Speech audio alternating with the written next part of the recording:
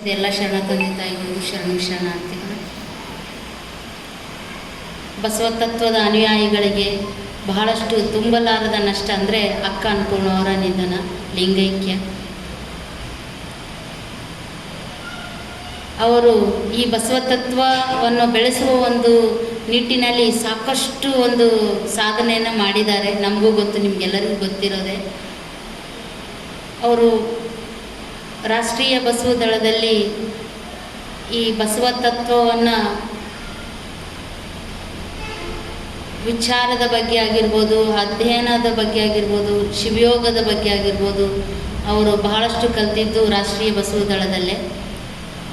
ಬೀದರ್ನಲ್ಲಿ ರಾಷ್ಟ್ರೀಯ ಬಸವ ದಳದ ಒಂದು ನಿಮಿತ್ತವಾಗಿ ಅಲ್ಲಿ ಹಳ್ಳಿಗೆ ಬಸವ ಜ್ಯೋತಿ ಕಾರ್ಯಕ್ರಮವನ್ನು ಮಾಡೋದಾಗಿರಲಿ, ಬೇರೆ ಎಲ್ಲ ಒಂದು ಬಸವ ದಳದ ಕಾರ್ಯಕ್ರಮವನ್ನು ಹಳ್ಳಿಗೆ ತಲುಪಿಸುವಂಥ ಕೆಲಸ, ಪ್ರಚಾರ ಮಾಡುವಂಥ ಕೆಲಸ ಅಕ್ಕ ಅನ್ನಪೂರ್ಣ ಅವರು ಮಾಡ್ತಾಯಿದ್ರು. ಜೊತೆಗೆ ಗಂಗಾಂಬಿಕೆ ಅಕ್ಕವರು ಸಹ ಸೇರಿ ಒಂದು 10-12 ಜನದ ಒಂದು ಟೀಮ್ ಮಾಡಿಕೊಂಡು ಅವರು ಬೀದರ್ ಸುತ್ತಮುತ್ತ ಹಳ್ಳಿಗಳಲ್ಲೆಲ್ಲ ಮಾಡ್ತಾಯಿದ್ರು.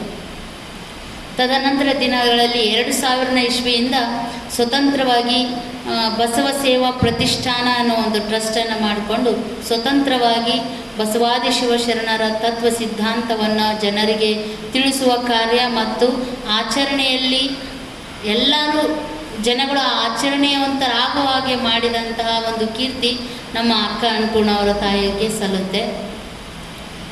ನಮಗೆ ಪರಿಚಯ ಆಗಿದ್ದು ಬಹಳ ಕಮ್ಮಿ. ಯಾವಾಗಂದರೆ ವಚನ ವಿಜಯೋತ್ಸವ ಅನ್ನೋ ಕಾರ್ಯಕ್ರಮ ಒಂದು 2-3 ಆದ ನಂತರನೇ ನಮಗೆ ಅವರು ಪರಿಚಯ ಆಗಿದ್ದು. ಬಸವ ಜಯಂತಿ ಕಾರ್ಯಕ್ರಮಕ್ಕೆ ಅವ್ರನ್ನ ಕೊಪ್ಪಳಕ್ಕೆ ಕರೆಸಿದಾಗ ನಮಗೆ ಅವರ ಪರಿಚಯ ಆಗಿದ್ದು. ಆಗ ವಿಷಯ ತಿಳಿದು ವಚನ ವಿಜಯೋತ್ಸವ ಅಂತ ಕಾರ್ಯಕ್ರಮವನ್ನು ಮಾಡ್ತಾ ಇರುವಂಥ ವಿಚಾರ ನಮಗೆ ತಿಳಿದು ಕೊಪ್ಪಳದಿಂದ ಪ್ರತಿ ವರ್ಷ ಒಂದು ಬಸ್ ಮಾಡಿಕೊಂಡು ಆ ವಚನ ವಿಜಯೋತ್ಸವ ಕಾರ್ಯಕ್ರಮಕ್ಕೆ ಹೋಗಿ ಅಲ್ಲಿ ಆ ಒಂದು ಆನಂದವಾದ ಒಂದು ಸನ್ನಿವೇಶದಲ್ಲಿ ಎಲ್ಲರೂ ಆ ಬಸವ ಭಕ್ತಿಯಲ್ಲಿ ಸಂಭ್ರಮವನ್ನು ಪಡ್ತಾ ಇದ್ದರು. ಕೋವಿಡ್ ಬಂದ ನಂತರ ಆ ಒಂದು ವಚನ ವಿಜಯೋತ್ಸವ ಸ್ಥಗಿತ ಆಯಿತು. ಜೊತೆಗೆ ಅಕ್ಕನವ್ರಿಗೂ ಸಹ ಆರೋಗ್ಯದ ಸಮಸ್ಯೆ ಬೆಂಬಿಡದೆ ಅವ್ರನ್ನ ಕಾಡ್ತಾ ಇರೋದ್ರಿಂದ ಆ ಒಂದು ವಚನ ವಿಜಯೋತ್ಸವ ಕಾರ್ಯಕ್ರಮ ಸ್ಥಗಿತ ಆಯಿತು. ಅಕ್ಕನವರು ಅಲ್ಲಿ ಸುತ್ತಮುತ್ತ ಬೀದರ್ನಲ್ಲಿ ಎಷ್ಟು ಚಂದವಾಗಿ ಒಂದು ಟೀಮನ್ನು ಕಟ್ಟಿದ್ದಾರಂದರೆ ಅಪ್ಪವ್ರು ಹೇಳಿದಂಗೆ ನೀಲಮ್ಮನ ಬಳಗ, ಪ್ರತಿಯೊಂದು ಹಳ್ಳಿಯಲ್ಲೂ ಸಹ ನೀಲಮ್ಮನ ಬಳಗ ಎಷ್ಟು ಜನ, ಒಂದು 100 ಜನ ಹೆಣ್ಮಕ್ಕಳು ಒಟ್ಟಿಗೆ ಎಲ್ಲರೂ ಸೇರಿ ಅಲ್ಲಿ ವಚನಗಳನ್ನು ಪಠಣ ಮಾಡುವಂಥದ್ದೇ ಒಂದು ಶೈಲಿಯನ್ನು ಕಲ್ತಿದ್ದಾರೆ. ಜೊತೆಗೆ ಅಲ್ಲಿ ಸಾಕಷ್ಟು ಒಂದು ಅಲ್ಲಿ ನೀಲಮ್ಮನ ಬಳಗದಲ್ಲಿ ಪಠಣ ಮಾಡುವಂಥದ್ದು ಯಾವುದಂದರೆ ಅಕ್ಕನ ಯೋಗಾಂಗ ತ್ರಿವಿಧಿ. ಅಕ್ಕನ ಯೋಗಾಂಗ ತ್ರಿವಿಧಿ ಅಕ್ಕನವರಿಗೆ, ಅನ್ನಪೂರ್ಣ ಅಕ್ಕನವರಿಗೆ ಬಹಳ ಇಷ್ಟವಾದಂಥದ್ದು ಆ ಒಂದು ಕೃತಿ. ಅದನ್ನು ಪ್ರತಿಯೊಂದು ನೀಲಮ್ಮನ ಬಳಗದಲ್ಲಿ ಅದನ್ನು ಪ್ರತಿಯೊಬ್ಬ ಮಹಿಳೆಯರು, ಶರಣೆಯರು ಅದನ್ನು ಪಠಣ ಮಾಡ್ತಾರೆ, ಅಕ್ಕನ ಯೋಗಾಂಗ ತ್ರಿವಿಧಿ.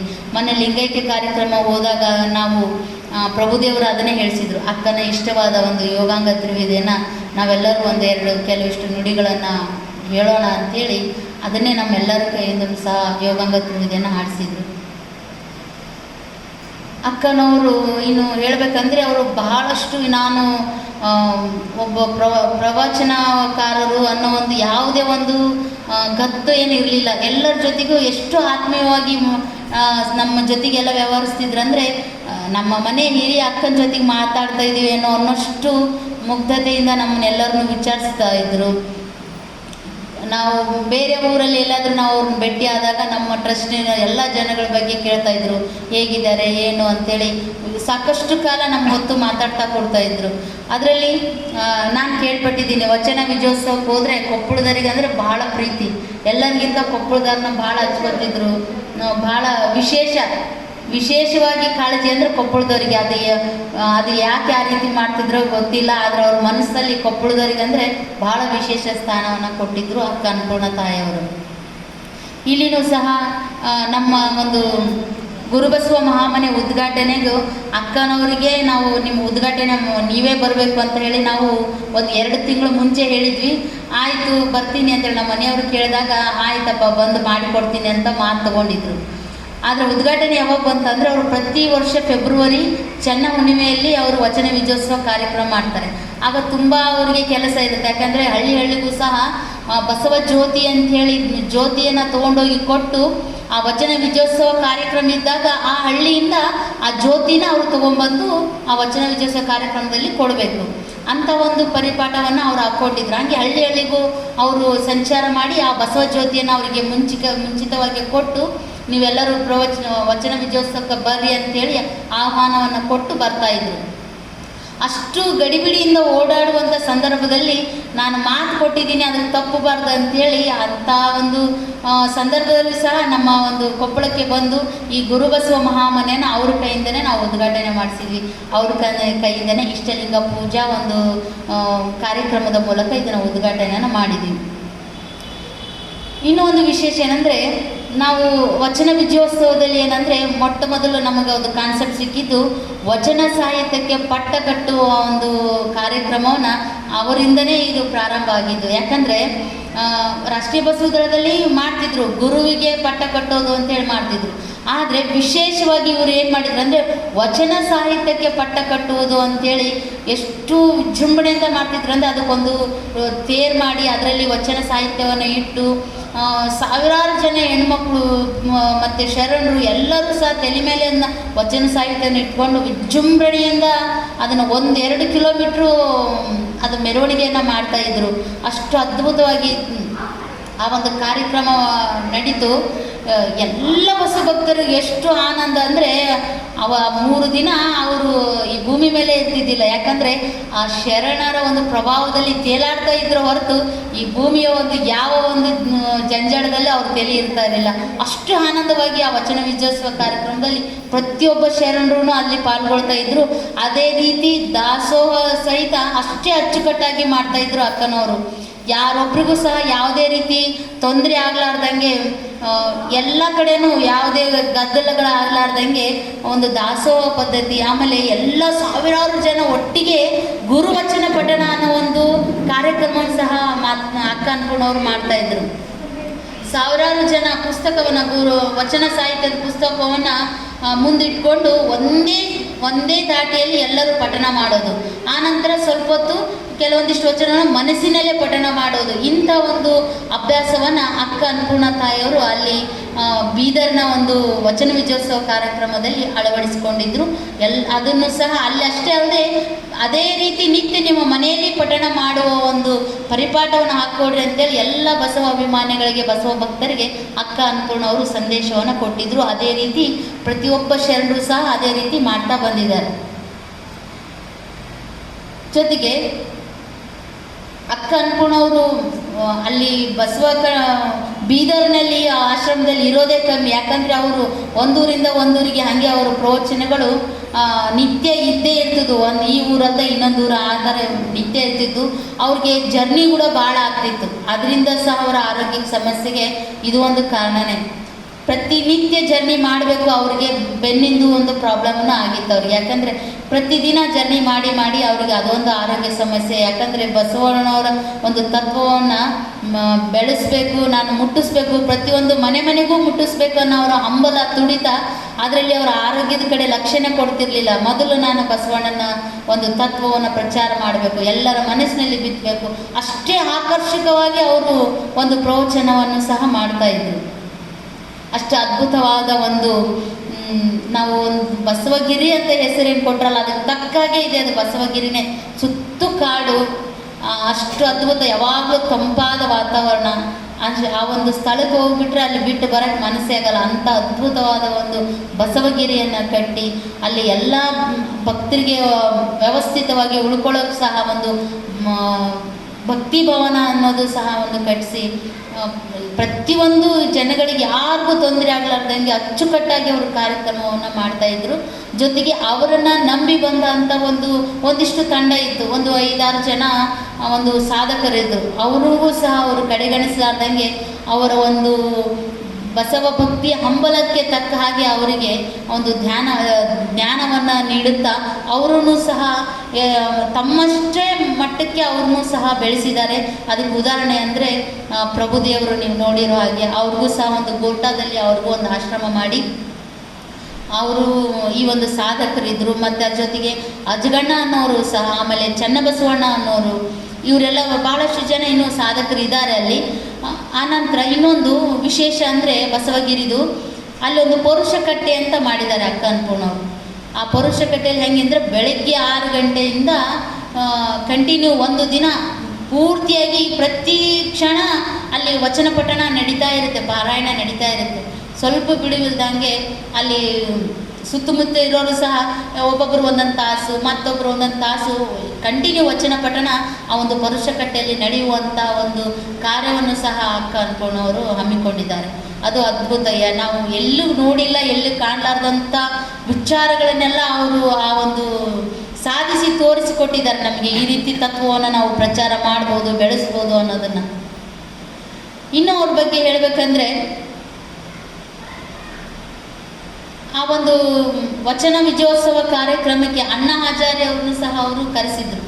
ಅಣ್ಣಾ ಹಜಾರೆ ಅವ್ರನ್ನೂ ಕರೆಸಿದ್ರು. ಎಲ್ಲ ಸಮಾಜದವ್ರನ್ನೂ ಸಹ ಆ ಒಂದು ಕಾರ್ಯಕ್ರಮಕ್ಕೆ ಆಹ್ವಾನ ಇರ್ತಿತ್ತು. ಅಷ್ಟು ಅಚ್ಚುಕಟ್ಟಾಗಿ ನಡೆಸ್ಕೊಡ್ತಾ ಇದ್ರು. ಇನ್ನು ಅವರು ಲಿಂಗ ಪೂಜೆಯಲ್ಲಿ ಒಂದು ನವಚಕ್ರಗಳ ಜಾಗೃತಿಗೆ ಅವರು ವಿಶೇಷವಾಗಿ ಗಮನವನ್ನು ಕೊಡ್ತಾಯಿದ್ರು.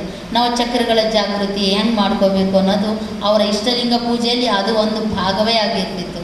ಅವುಗಳನ್ನು ಒಂದೊಂದು ಚಕ್ರಕ್ಕೂ ಯಾವ್ಯಾವ ಅಕ್ಷರಗಳನ್ನು ನಾವು ಉಚ್ಚಾರ ಮಾಡಬೇಕು, ಹೆಂಗೆ ಮಾಡಬೇಕು ಅನ್ನೋದನ್ನು ನಮಗೆಲ್ಲರಿಗೂ ಪ್ರತಿಯೊಂದು ಊರಲ್ಲೂ ಸಹ ಅವುಗಳನ್ನು ನಮಗೆ ತಿಳಿಸ್ಕೊಡ್ತಾಯಿದ್ರು.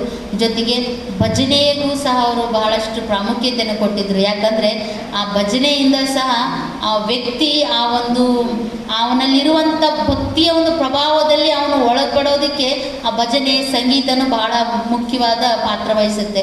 ಅದನ್ನು ಸಹ ಅಕ್ಕನವರು ಭಜನೆಗಳನ್ನು ಬರಿತಾ ಇದ್ದರು. ಆ ಒಂದು ಭಜನೆಗಳನ್ನು ಹೇಳಿಸ್ತಾ ಇದ್ದರು ಪ್ರವಚನ ಕಾರ್ಯಕ್ರಮದಲ್ಲಿ.